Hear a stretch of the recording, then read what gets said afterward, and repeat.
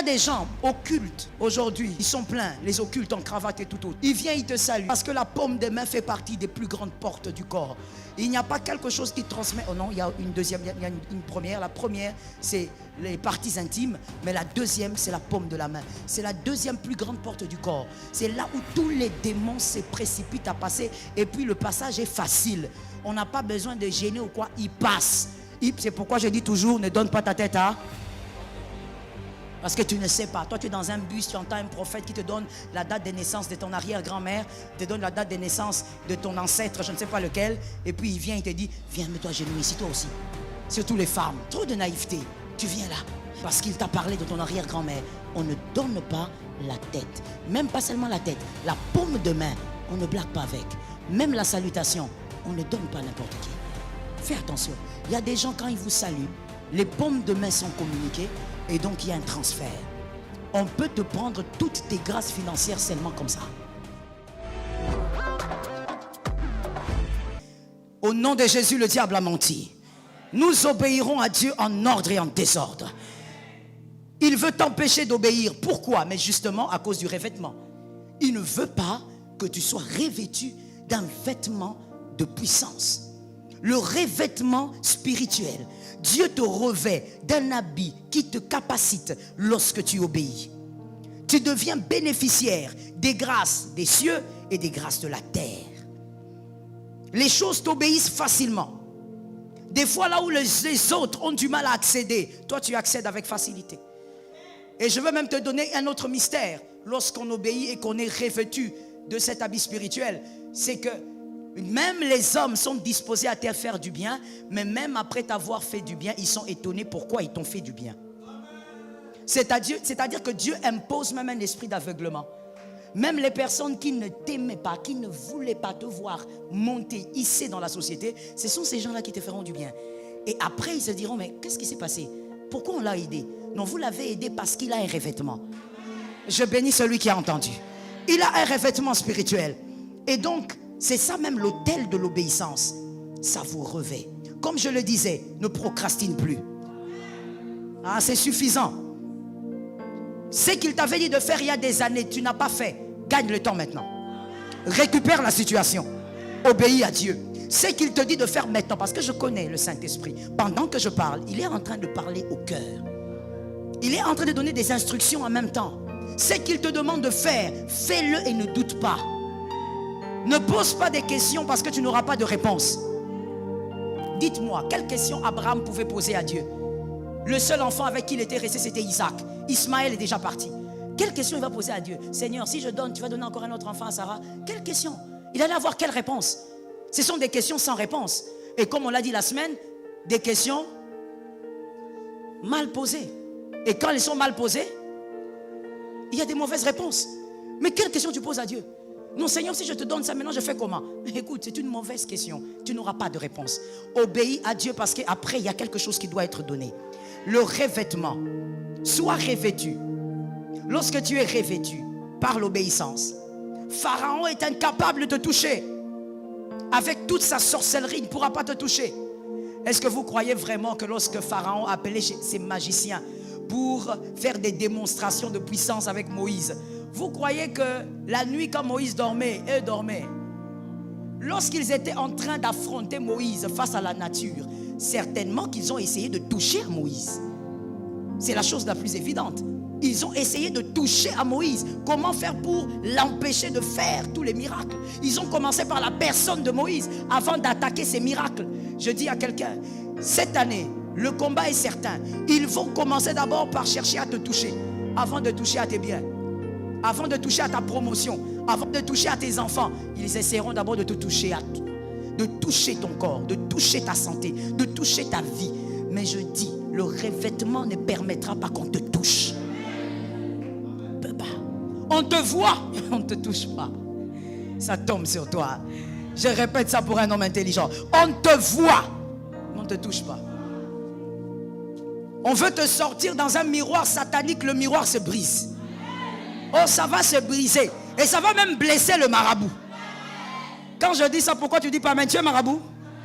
On ne sait jamais, dans l'église tout le monde vient. C'est l'âge de Noé. Tu es marabout? Même si tu es marabout, tu es venu pour écouter Jésus, convertis-toi. Je disais, le miroir va se briser. Ils iront chercher. C'est lui qui va oser aller là-bas, appeler ton nom. Oh, on appelle. Oh, Gili. Oh. Je dis, le miroir se brise, sa voix part. Ah, je l'ai décrété, c'est toi qui n'as pas compris. Sa voix part. Parce que tu as le revêtement. On te voit, quand on est là, nous tous entre frères, nous nous voyons frères, nous dansons ensemble, mais on n'est pas pareil. Spirituellement, il y a des gens qui sont intouchables. Ils ont un revêtement. Et ces revêtements-là ne permettent pas à des imprécations de t'atteindre. Ils te feront la guerre. Mais écoute, ce verset ne veut pas dire que tu seras forcément plus armé. Ce verset ne veut pas forcément dire que toi, tu auras plus d'atouts. Non, non, non. Ton atout, c'est Jésus. Ils ne te vaincront pas parce que toi, tu es revêtu. Tu as un vêtement qui fera à ce que face à toutes les incantations, à tous les programmes diaboliques, ils cherchent, ils ne voient pas. La journée, ils te voient, ils ne te touchent pas. Ils te saluent par la main, mais ils ne prennent rien. Enoch vient, j'explique, c'est à quelqu'un qui dort. Il y a quelqu'un qui n'a même pas compris que les revêtements là, c'est tout de suite là. Il y a des gens occultes. Aujourd'hui, ils sont pleins, les occultes en cravate et tout autre. Il vient, il te salue. Parce que la paume des mains fait partie des plus grandes portes du corps. Il n'y a pas quelque chose qui transmet. Oh non, il y a une deuxième, il y a une première. La première, c'est les parties intimes. Mais la deuxième, c'est la paume de la main. C'est la deuxième plus grande porte du corps. C'est là où tous les démons se précipitent à passer. Et puis le passage est facile. On n'a pas besoin de gêner ou quoi. Il passe. C'est pourquoi je dis toujours, ne donne pas ta tête à... Parce que tu ne sais pas. Toi, tu es dans un bus, tu entends un prophète qui te donne la date de naissance de ton arrière-grand-mère, te donne la date de naissance de ton ancêtre, je ne sais pas lequel. Et puis il vient, il te dit, viens, mets-toi à genoux ici, toi aussi. Surtout les femmes. Trop de naïveté. Tu viens là. Parce qu'il t'a parlé de ton arrière-grand-mère. On ne donne pas la tête. Même pas seulement la tête. La paume de main, on ne blague pas avec. Même la salutation, on ne donne pas n'importe qui. Fais attention, il y a des gens quand ils vous saluent, les paumes de main sont communiquées et donc il y a un transfert. On peut te prendre toutes tes grâces financières seulement comme ça. Le transfert se fait, il prend. Tu pars, tu ne comprends pas pourquoi toutes tes affaires commencent à dégringoler. Ce qui était évident, les petites finances que tu pouvais régler, tu n'arrives plus. Parce qu'il y a quelqu'un qui est parti avec quelque chose. Faites très attention. Vous voyez, dans le siècle présent, faites attention. Il y a quelqu'un qui m'a dit ceci. Mais pasteur, à l'époque aussi, il y avait des sorciers. Il y avait aussi de ceci. Pourquoi aujourd'hui, vous commencez à créer une psychose? Nous ne créons pas une psychose. Quand on dit à quelqu'un la vérité, ce n'est pas créer une psychose. Nous sommes en train de rester dans l'équilibre. L'équilibre, c'est quoi? Tu es puissant parce que Jésus est en toi. Mais ces choses-là existent et ils te combattent. Et voici la réponse aussi à ce monsieur que je te donne. Peut-être que toi aussi, tu te poses la question. Mon frère, même l'apôtre Paul, qui n'était pas à notre époque, mais l'avait dit en son temps, que ce siècle sera le plus mauvais. Ce n'est pas nous qui le disons. C'est une prophétie claire et qui s'est manifestée aujourd'hui. Aujourd'hui, comme la technologie a évolué, de la même manière, la méchanceté, la sorcellerie, la magie, le diabolisme a aussi... C'est la même chose. Toi, tu me poses des questions comme ça, tu me dis, mais comment à l'époque? Oui, à l'époque, mais les choses ne sont plus pareilles aujourd'hui. Est-ce que toi, tu pouvais, à l'époque, il y a peut-être 15 ans, 20 ans, tu pouvais prendre ton téléphone et faire un appel WhatsApp? Parler avec quelqu'un au téléphone, tu le vois. Vous vous rappelez qu'il y avait certains films comme ça, chinois, où on voyait des gens en train de faire des choses comme ça. Qu'est-ce qu'on se disait? Ça n'allait jamais arriver. Ce sont des choses. Hein. Il y a même des parents qui disaient, oh, les choses des enfants, on a fabriqué ça pour les enfants. Mais aujourd'hui, on le fait. On se parle, on se voit. La technologie avance de la même manière. La méchanceté et le satanisme aussi évolue, se modernise. C'est modernise. Quand quelqu'un te salue, je ne dis pas tout le monde, mais voilà pourquoi la Bible dit aussi prier. C'est pas moi qui le dis. Pourquoi on parle de la prière? Reste connecté au monde spirituel afin que personne ne vienne prendre ce qui est à toi. Quand tu as le revêtement de l'obéissance, même si c'est un grand sorcier qui te salue, pour venir prendre la grâce, il voit ton étoile, il dit il faut que je prenne quelque chose là. Quand il te salue, il n'y a rien. C'est barricadé.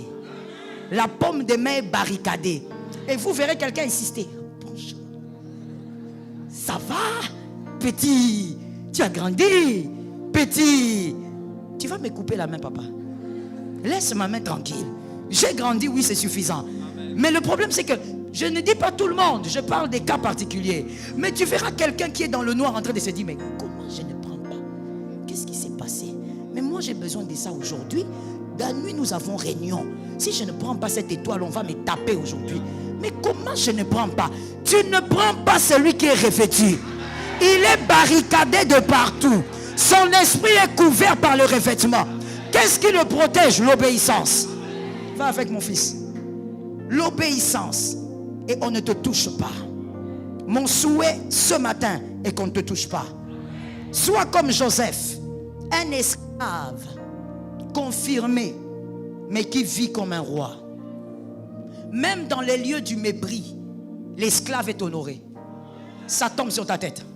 Même dans les lieux où il devrait être méprisé, comme en prison, mais on prend encore l'esclave là, on fait encore de lui le geôlier.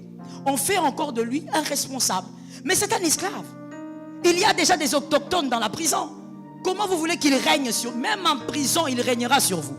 Je dis à quelqu'un, le revêtement te permet que là où les hommes sont éjectés, toi on te cherche. Toi on te place. Toi on t'honore là où les hommes ne peuvent pas honorer les autres. On va t'honorer et honorer même ta maison. Tu te poseras la question, mais comment? Oh my God, voilà pourquoi je veux dire à quelqu'un, ça tu dois le dire vraiment à un homme de foi. Localise un homme de foi, dis-lui, je dois apprendre à me focaliser sur ma destinée. Mon frère, arrête de dire, ah, je n'irai pas demander, un travail là-bas. Non, non, je n'irai pas. Non, pourquoi tu n'iras pas? Ah, tu sais, Enoch est allé là-bas. Enoch a plus de diplômes que moi, hein, mais il a été refusé. Alors moi, vraiment, ça ne vaut pas la peine. Jamais. Est-ce que quelqu'un m'entend? Tout n'est pas naturel. Il y a des effets spirituels. Le petit Joseph de 30 ans est devenu le père de Pharaon. Alors qu'il y a des anciens qui ont été là avec le père de Pharaon. Je dis à quelqu'un, si on n'a pas reçu Enoch, parce qu'il a malgré ses diplômes, c'est Enoch. Toi, tu vas avec ton revêtement, tu sais qui tu es. Va même avec ton diplôme de licence là, va avec. Fais confiance au revêtement. Là où les hommes sont méprisés, toi tu seras honoré. Tu te poseras la question, mais comment ça se fait? Oh, il y a une différence entre ceux qui obéissent à Dieu et ceux qui n'obéissent pas à Dieu. Dieu crée toujours une différence. Donne un amen. Donne un amen. Dieu crée toujours une différence. Mon frère, on ne sera jamais pareil. Coupe-toi comme tu veux. L'obéissance crée la différence. Là où les autres n'ont pas été regardés, on ne les a même pas regardés. Toi, tu viens là, on s'intéresse à toi. Vous c'est qui? Vous êtes là pourquoi? Non, je suis là juste pour essayer. Essayer quoi? Non, je voulais juste déposer mon CV. Bon, viens. C'est fini. C'est le départ. Ne sois jamais intimidé par un autre. Toi, tu as ta tête. Toi, tu as ton cerveau. Toi, tu as tes atouts. Avance avec le revêtement que tu as.